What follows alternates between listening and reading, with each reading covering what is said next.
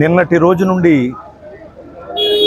క్రైస్తవ ఆధ్యాత్మిక జగత్తంతా, మరి ముఖ్యంగా తెలుగు క్రైస్తవం అంతా కూడా చాలా దుఃఖంతో ఉన్నాం.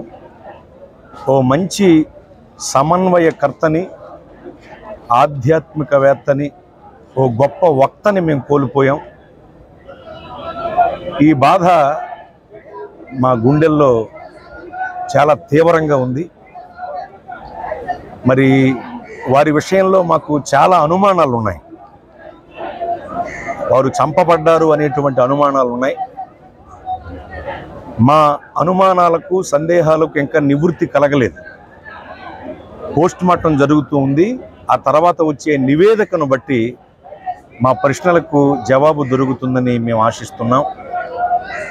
మరి ఇంకా స్పందించవలసినంతగా ప్రభుత్వం స్పందించలేదు. నిజానికి ఇంకా చెప్పాలంటే పూర్తిగా స్పందించలేదు. అధికార పార్టీ నుండి మా వైపు ఎటువంటి ఆమోదం లేకపోతే మాకు సపోర్ట్ అనేది ఇక్కడ ఏం కనపట్టలేదు. మెయిన్ లైన్ ఛానల్స్ కూడా ఇంత పెద్ద న్యూస్ని కవర్ చేయట్లేదు. కనుక దయచేసి క్రైస్తవులమైన మేము దైవభక్తితో పాటు దేశభక్తి కూడా పరిపూర్ణంగా కలిగి ఉన్నవాళ్ళం.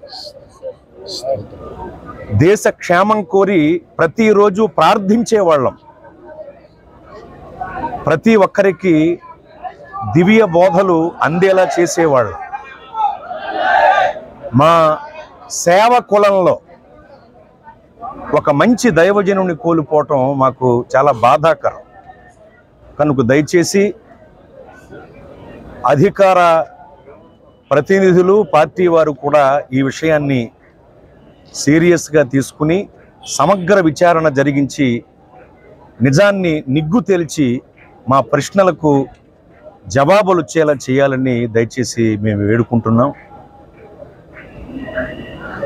విశేషంగా దైవజనులు ప్రవీణ్ పగడాల గారు విడిచి వెళ్ళిన కుటుంబం కొరకు మేమందరం ప్రార్థిస్తున్నాం. ఇన్ని వేల మంది, వేలాదిగా క్రైస్తవులం అందరం కూడా ఏకత్రాటి మీదకి వచ్చి ఈ రాజమండ్రి గవర్నమెంట్ హాస్పిటల్లో నుంచుని ఉన్నామండి. కనుక మా గోడు దేవుడు విన్నారు.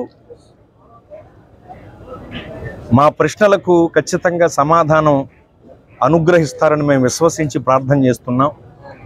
అందుకు తగ్గట్టుగా ప్రతి శాఖ వారు దయచేసి మాకు సహకరించాలని, మంచి చేయాలని మేము కోరుకుంటున్నాం. కనుక పోస్ట్ మార్టం రిపోర్ట్ వచ్చిన తర్వాత మళ్ళా తప్పకుండా సమాచారం మీకు తెలియజేస్తాం. అందరికీ వందనాలండి. We want justice. We want justice. We want justice. We want justice.